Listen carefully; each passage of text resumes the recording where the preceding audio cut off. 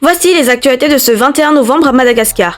Le président de la refondation, le colonel Randrianirina, a annoncé qu'il ne percevra aucun salaire en tant que président et continuera à recevoir uniquement sa solde de colonel qu'il perçoit depuis 7 ans sans augmentation.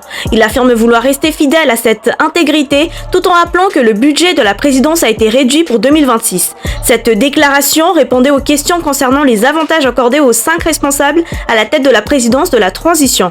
Toujours du côté de la présidence, l'ambassadeur des Émirats arabes unis a été reçu au Palais d'État pour renforcer la coopération bilatérale, notamment sur l'énergie durable, l'approvisionnement en eau, la lutte contre la corruption et la santé publique. Par ailleurs, la présidence de la refondation demande aux anciens responsables déjà démis de leurs fonctions de restituer sous 48 heures tous les biens de l'État encore détenus, comme les véhicules et équipements. Des mesures sont annoncées en cas de non-restitution.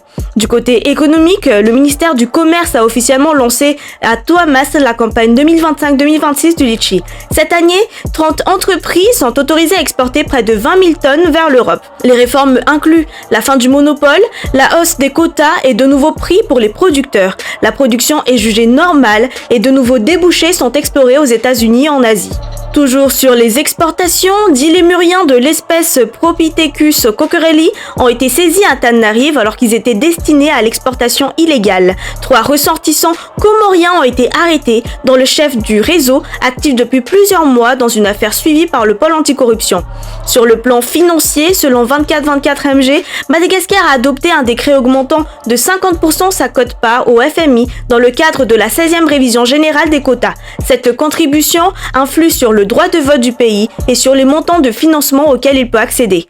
Concernant les relations internationales, en visite officielle à Maurice, le président français Emmanuel Macron a déclaré que la France prenait acte de la volonté des nouvelles autorités malagasy d'organiser des élections dans un délai raisonnable et qu'elle accompagnerait la transition avec attitude d'ouverture, notamment envers les aspirations de la jeunesse.